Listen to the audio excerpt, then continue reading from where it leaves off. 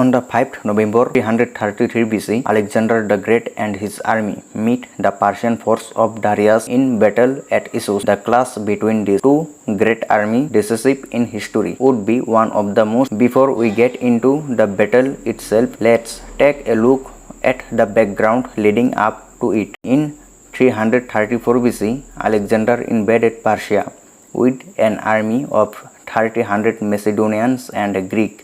The Macedonian king wanted to destroy the Persian Empire, was ruled by Darius. At that time, Alexander claimed that his invasion was in response to Persia's invasion of Greece around 150 years earlier. All the way back in 480 BC, once Alexander's army had entered Asia Minor by crossing the Hellespont, they had defeated one of Darius' army at the Battle of Granicus River in 334 BC. Following his victory, Alexander marched across Asia Minor toward Darius' capital city of Persepolis. At that point, Darius now considered Alexander as a genuine threat to the existence of his empire, and so he marched west to meet him in battle personally. When Alexander heard that Darius was marching an army toward him, he thought that the deciding battle of his campaign was close at hand.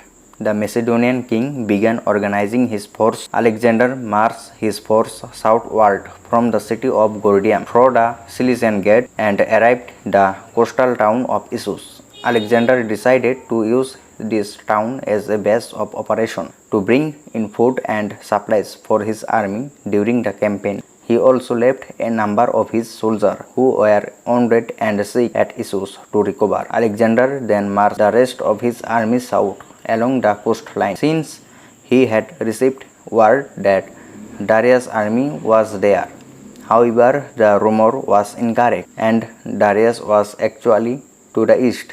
The Persian army marched to Issus, hoping to engage Alexander. When the army arrived, they only found a hospital full of the injured men that had been left behind.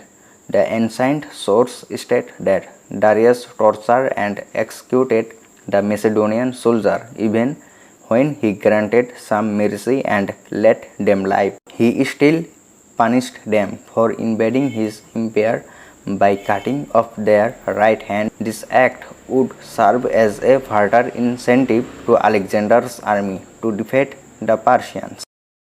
When Alexander received word that his enemy was now north of him, had taken over his supplies, and had killed many of the wounded soldiers, Alexander was outraged. He quickly ordered his army to turn around the march back toward Issus.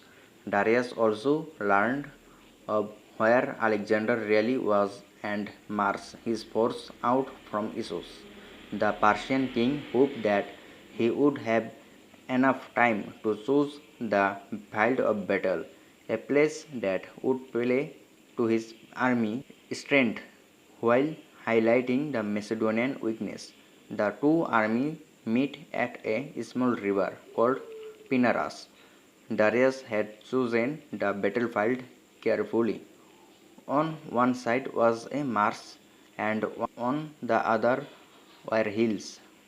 This would make it difficult for Alexander's cavalry to attack and give Darius' infantry an advantage.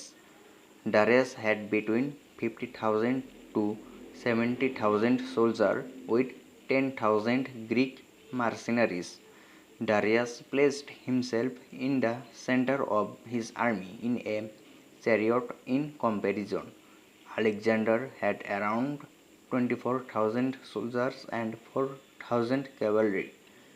That means that the Persian army may have outnumbered Alexander's force as much as 3 to 1. Alexander, on the other hand, actually enjoyed a significant benefit from the battlefield, because not only did larger number of troops limit Darius' mobility, it provided more room for Alexander to his own troops.